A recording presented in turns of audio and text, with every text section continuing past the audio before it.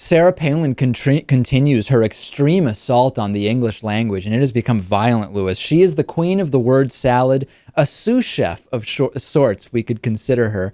And she's continuing this brutal attack on the English language at Liberty University's final convocation event. She was, if you're wondering why she's speaking at a university, first of all, it is Liberty University, founded by Jerry Falwell. They teach young earth creationism as kind of the standard curriculum.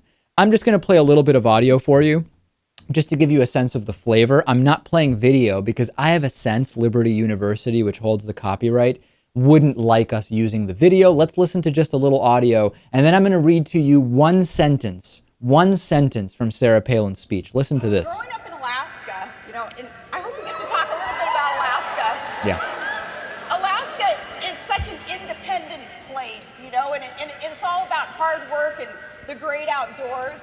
Growing up in Alaska, I think you can't help but see God. Right, you just can't help it. Okay, Lewis, ready? I'm going to read one sentence from her speech about religion and the Constitution. I'm going to take a very deep breath.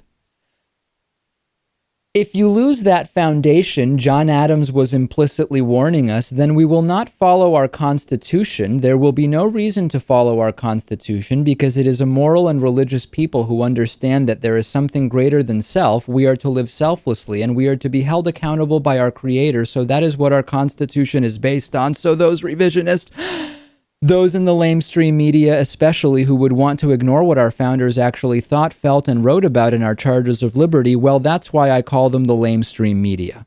That, Lewis, is one sentence from Sarah Palin. The English language doesn't stand a chance against her. That's the real war. It's not the war on Christmas like her book says. This is a war on English, Lewis. And I think we should turn this into a segment with a nice graphic or something like that. And every time she goes on one of these, berserk tangents, we can just bring up the graphic and say, well, here's today's War on English segment brought to you by Sarah Palin. Yeah, and by the way, she is scheduled to appear with Neil deGrasse Tyson to discuss alternative fuel space exploration vehicles. That's going to be an interesting segment, isn't it? I think we should try to get them both on our program to discuss something like that.